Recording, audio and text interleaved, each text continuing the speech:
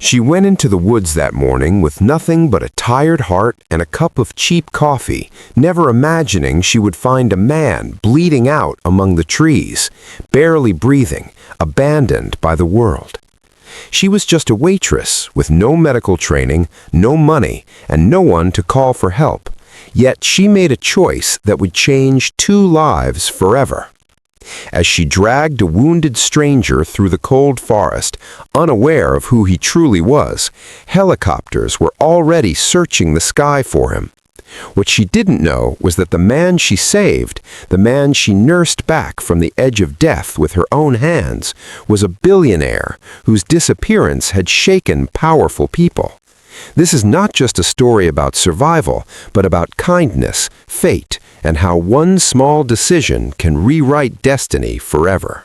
The forest was quiet in a way that felt heavy. The kind of quiet that presses against the chest and makes every breath feel louder than it should.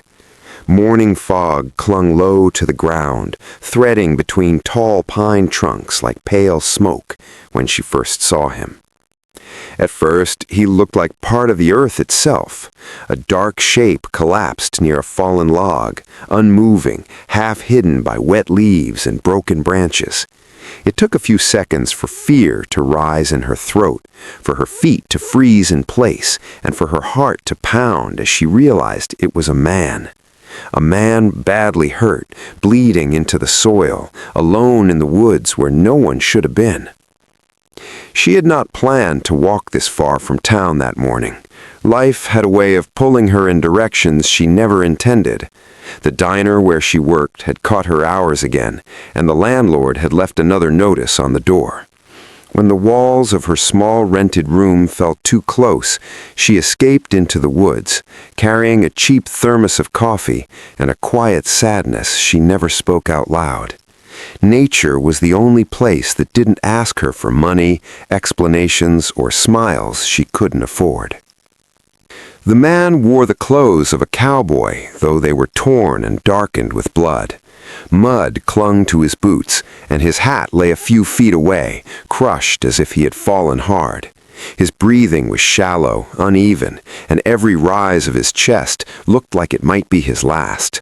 Fear whispered that she should run, that this was dangerous, that she was not trained for this, that helping him could drag her into trouble she didn't have the strength to face. But something else, something deeper and quieter, pushed her forward. She knelt beside him, hands trembling as she checked for signs of life. He was burning with fever, his skin pale beneath the dirt and blood. A deep wound cut across his side, poorly bandaged with what looked like a ripped piece of shirt. Whoever had tried to stop the bleeding had failed, or perhaps he had done it himself before collapsing. The woods smelled of pine, damp earth, and iron. It was the smell of life and injury tangled together. She was just a waitress, not a nurse, not a hero, not someone the world ever noticed. Her life was built on refilling coffee cups, wiping counters, and absorbing small humiliations with practiced silence. But kneeling there, with this stranger bleeding into the forest floor, she felt a clarity she hadn't known in years. Leaving him would haunt her forever. Staying might ruin her. Yet her hands moved anyway. With careful effort, she cleaned the wound as best she could using water from her thermos and the cleanest cloth she had. She tore strips from her sweater, despite the cold, wrapping them tight around his side to slow the bleeding. Every touch made him flinch, and once his eyes fluttered open briefly, unfocused and distant, before slipping closed again. He was alive, for now. There was no phone signal this deep in the woods, no easy way to call for help. Dragging him was impossible. He was far heavier than he looked, solid with muscle beneath the injuries. Panic threatened to overwhelm her, but she forced it down, thinking instead of her grandmother's old hunting cabin, abandoned years ago but still standing, hidden deeper in the forest. It was crude, drafty, forgotten by time, but it had walls, a roof, and a wood stove that still worked if you knew how to coax it back to life. The walk back to town would take hours. He did not have hours. She returned with a borrowed sled from a nearby hunting trail, straining her body to move him inch by inch. Every muscle screamed, her lungs burned, and tears froze on her cheeks, but she did not stop. The woods watched silently as she hauled a stranger toward shelter, unaware that this moment would fracture her life into a before and an after. The cabin was colder than the forest, the air stale with dust and old memories. She laid him near the stove, stacking wood with shaking hands until fire finally caught, its weak warmth spreading slowly through the room. She cleaned him again, more carefully this time, and wrapped him in every blanket she could find.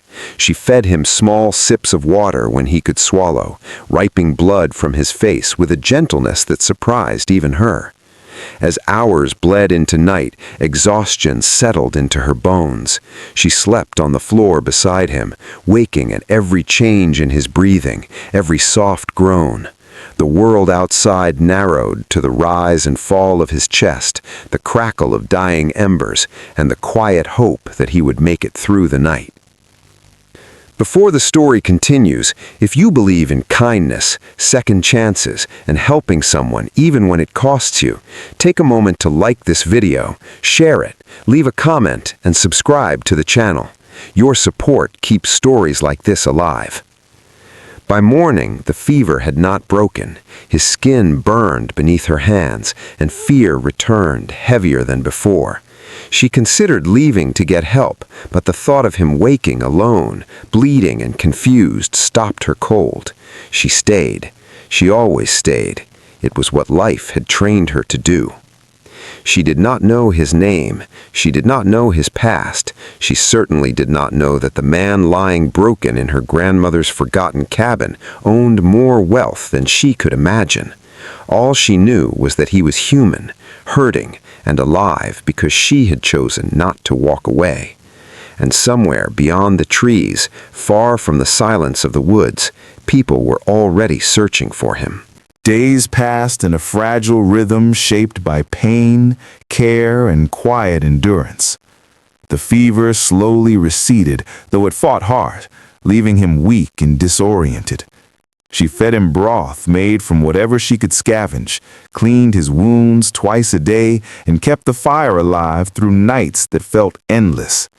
Her own body ached constantly, hands blistered from hauling wood, back sore from sleeping on the floor, but she never complained. Complaining had never changed anything in her life. When he finally regained clearer consciousness, his eyes followed her movements with confusion and something like disbelief. He struggled to sit up, panic flashing across his face when pain tore through his side. She gently pressed him back down, explaining in calm, steady words where he was and that he was safe. He listened, though his pride clearly chafed against his weakness. The cowboy image fit him well, not just in clothing, but in spirit. He was used to standing tall, to control, to motion and command. Being helpless did not come naturally to him. He asked questions in fragments about the woods, about how long he'd been there, about his horse. She answered what she could, avoiding what she didn't know. He thanked her in a quiet, hoarse way that felt heavier than any grand speech. Gratitude like that carried weight. As his strength returned, so did pieces of his personality. He was observant, intelligent, and guarded. He spoke little about himself, only that he had been riding alone, that something had gone wrong, and that he remembered falling. She did not push. People revealed themselves when they were ready, and she had learned long ago that forcing truth only made it hide deeper. In town, her absence did not go unnoticed. The diner manager called once, then twice, leaving irritated messages about missed shifts. The landlord slipped a final notice under her door. She listened to the voicemails on a weak signal near the cabin and turned the phone off. Choices always had consequences. She accepted hers quietly. At night, while he slept, she sat by the window, watching moonlight spill through bare branches, wondering how her life had narrowed to this single point. It felt strange, being needed in a way that mattered. At the diner, customers forgot her face the moment they left. Here, if she failed, someone would die. Search helicopters passed overhead one afternoon, their distant thrones slicing through the sky. She froze, fear gripping her chest. He noticed immediately, tension flooding his face. Something shifted in the air between them. She asked if people were looking for him. He hesitated, then nodded. He said it was complicated, that finding him too soon could bring danger, that he needed just a little more time to heal. She believed him, or perhaps she chose to believe him.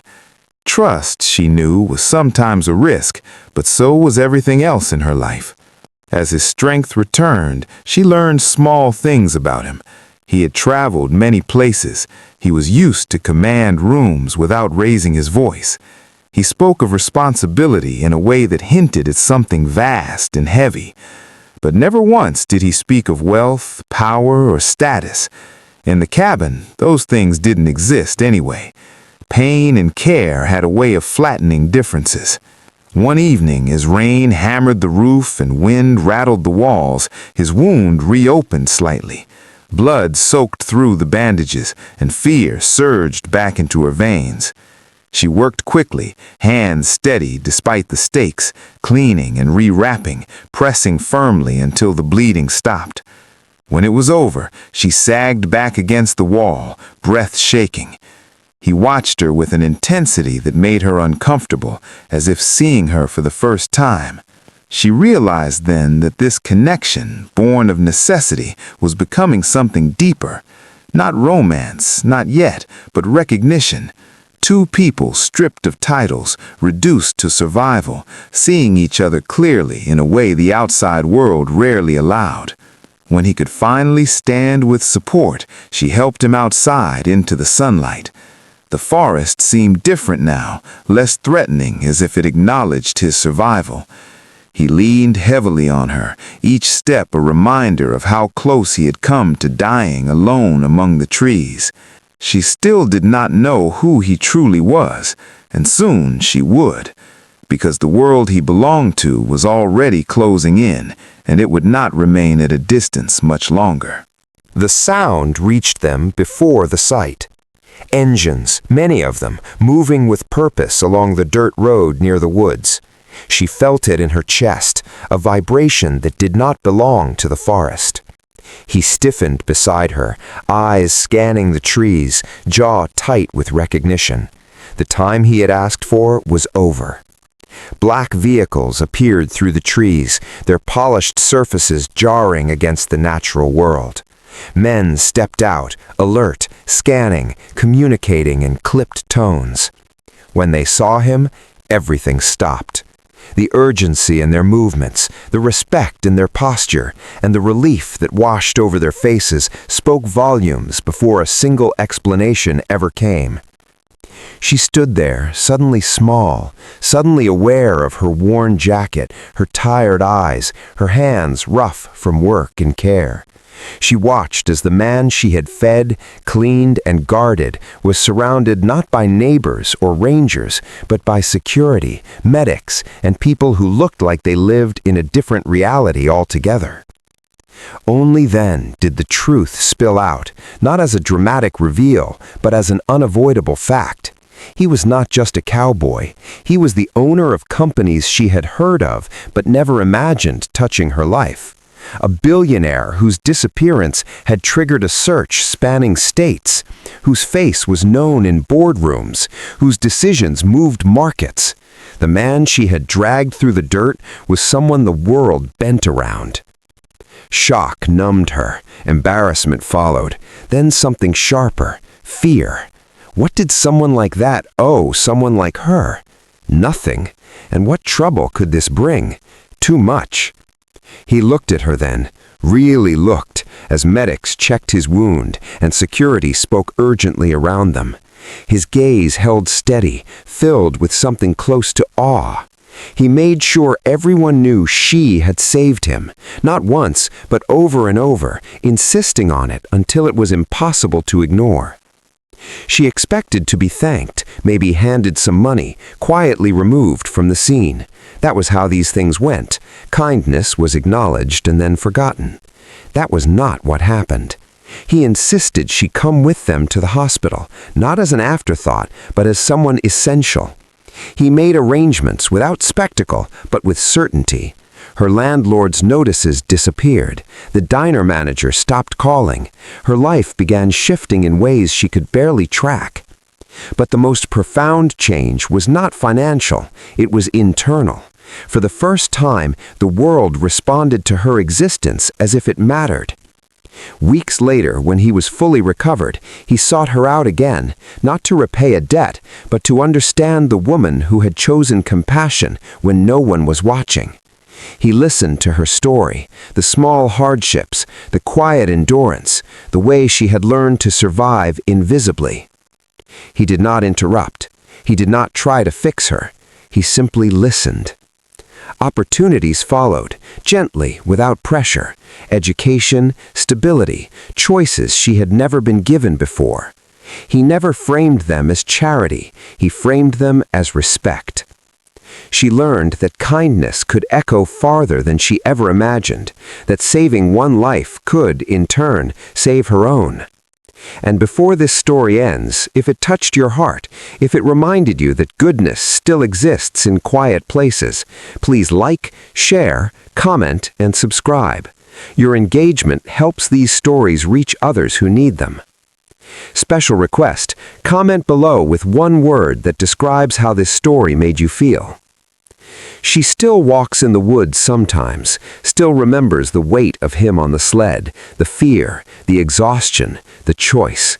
She knows now that moments like that are rare, and that most acts of kindness go unseen. But sometimes, just sometimes, the world sees you back, and when it does, everything changes.